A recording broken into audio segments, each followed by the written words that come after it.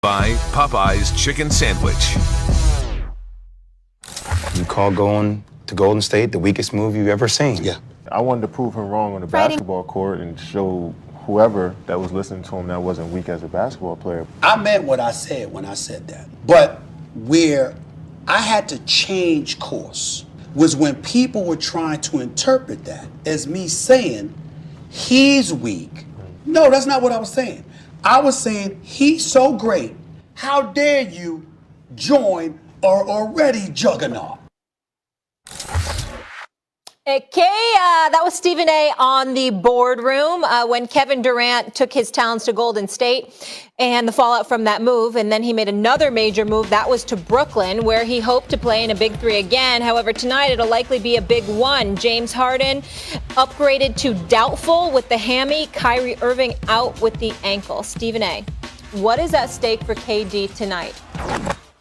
Says he's got to get it done. The Brooklyn Nets, in my opinion, are not winning this series without Kyrie and James Harden. It's not going to happen. After they went up 0-2, they were up 49 points. We saw an annihilation in place, and the Bucks showed up for Game 3, which we both predicted would happen. But still, we didn't see any way that the Brooklyn Nets were going to lose this series so long as they were healthy enough to play. That's not the case. Kyrie Irving and James Harden are both out. And I don't expect the Brooklyn Nets to win this series without Kyrie and James Harden. But who knows if they would be available for Game 7, which takes us to Game 5. Because Milwaukee's winning Game 6. They're not losing Game 6 in Milwaukee. They will win that game. So to me, it comes down to tonight. And where I became one of my most famous quotes, Max and Molly, was in 2001. When I was a beat writer for the Philadelphia Inquirer covering Allen Iverson and the Philadelphia 76ers. My boy Kevin Frazier for Entertainment Tonight always brings this up because they were interviewing me and I said the Lakers in 5, it's nothing to discuss. And everybody was like, well, why ain't you calling a sweep? And I said, oh, AI will get you one. AI will get you one.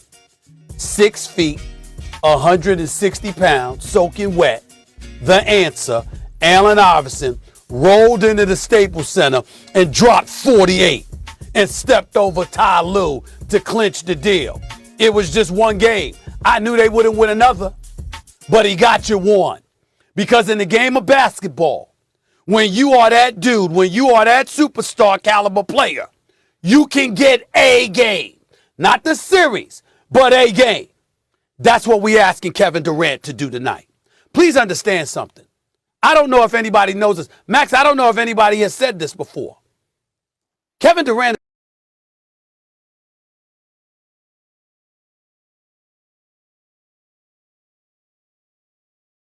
is the greatest player in the history of New York. There's been not Clyde Frazier in 1971, not Patrick Ewing, not Carmelo Anthony, no one.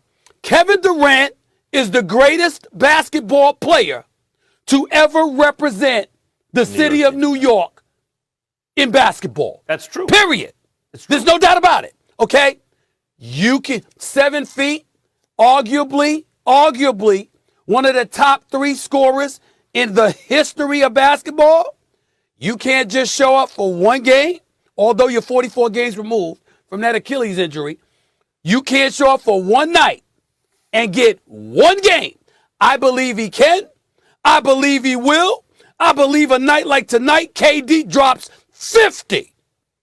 And it saves Brooklyn for a few days, hoping that Kyrie and or James Harden can come back for Game 7 because they're going to lose Game 6. They don't even need to travel to Milwaukee. You don't get to get you can't get away with that. Time out. Wait a minute. KD doesn't have Kyrie or James Harden, right? You know who else doesn't have Kyrie or James Harden? Giannis. He never has Kyrie or James Harden. When he plays KD, the second best player in the series will always be on KD's team. Middleton and Holiday show up as stars sometimes, which is why they're not perennial all-stars. They're sometimes all-stars. Harden and Kyrie, those guys show up all the time. That's why they're perennial all-stars, and in Harden's case, and a perennial MVP candidate. Now, all of a sudden, Giannis has the second and third best player, outside of Giannis and KD in the series. Now it's KD, Giannis, and then the next two best players are both on Giannis's team. And now all of a sudden KD gets off the hook. Why?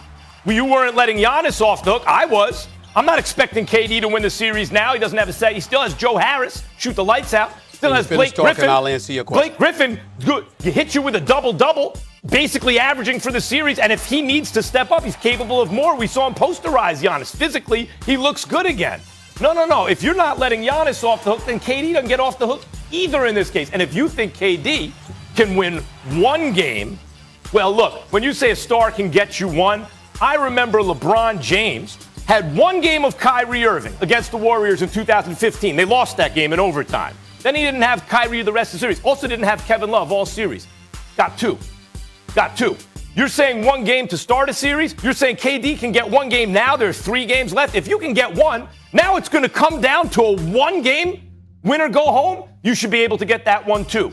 I'm giving KD a pass because he doesn't have his guys, but you should hold him to the same standard you hold Giannis. Well, first of all, that's a very ignorant statement for a couple of reasons. Number one, KD, give me KD with Chris Middleton and Drew Holiday, and I still would have picked him.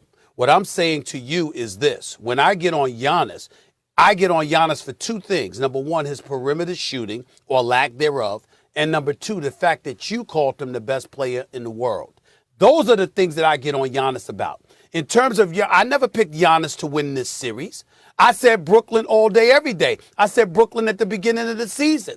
I said Brooklyn coming into this series. And I said Giannis against KD, it's no real match because he can't hit perimeter shots. He needs somebody else to do that for him, particularly in tight playoff competition, because he can't make those perimeter shots. And I think that's been proven true. Even though Giannis is big time, that's his Achilles heel. The case with Kevin Durant, Joe Harris can't hit shots away from the Barclays Center. Blake Griffin suddenly looked like he was in Detroit again. Okay, Jeff Green just returned after being out throughout the playoffs because of his injury. And again, whether it's Kyrie or James Harden, I've been on the record stating just one of them with him, KD will win. But to ask him to win this series without them, I think is a bit much. But again, you take one game at a time, and in my opinion, he should be able to deliver the goods tonight. One game to force a Game 7 back at the Barclays Center. He should be able to win one game. 3 things. 1, I said Giannis was the best player in the world because he was the reigning regular season MVP. And as a prediction, I thought he would do well in that playoffs. He did not. You highlighted how others won the league MVP, but they weren't the best. I get it. But just because he was the MVP didn't make him the best. That was, well, given his age, his size, the kind of player he was, that was predictive on my part. Well, you were the only person on the planet that didn't know that he didn't have a jump shot. Sometimes you make predictions that are wrong. And when the series was over, I was like, okay, my prediction on Giannis was wrong. That's number 1. Number 2, when the series was over. It was when the week it was over. If KD had Middleton and Drew Holiday, and Giannis had Harden and Kyrie, Giannis's team would win. Absolutely, Giannis's team would win if he had Harden and Kyrie. That's 2. 3, you are saying true. I don't think that's absolutely true. You are saying KD is the best player in the world. You said he's number 1, right? Let me just remind you again. Yeah, LeBron in 2015, no Kyrie for one game. No Kevin Love. So no games, one game with Kyrie, no Kevin Love. And they lost the game with Kyrie with Matthew Dellavedova as his main support. Took the Steph, Clay, Dre Warriors, Iggy Warriors 6 games. 6 games, won 2 from those guys. Max. Let's see, Kevin Love has more around him than LeBron had that year. How many times have I told you to be quiet about that particular series? That the Golden State Warriors had never won before. They were babies. So when Kyrie got hurt the first year, and Kevin Love had gotten hurt in the series against Boston, that forced him to miss the remainder of the playoffs. LeBron was the one with championship experience. He was the best player in the world at that time as well, and he was going up against a relatively young squad. So winning 2 games against them wasn't as significant as when he won later on. Stop right there.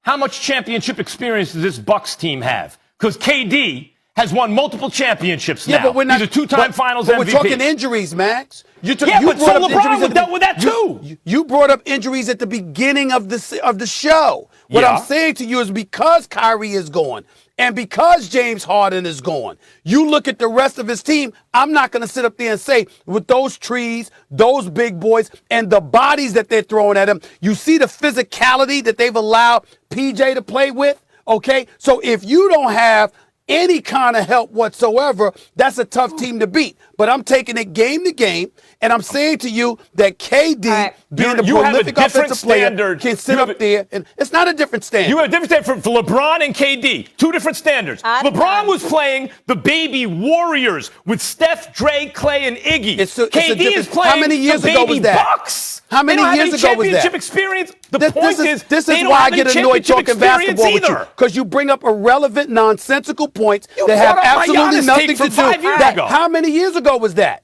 How was the game played? All right, Who enough were you with going the babies. against? We got to go. The guys Styles. Luka Doncic's long-term future in Dallas. Stephen A. says, where there's smoke, there's fire. An interesting story has emerged when we return. We got all the details. Plus, Max has a take on the Clippers Jazz that you won't want to miss. He says the winner of the series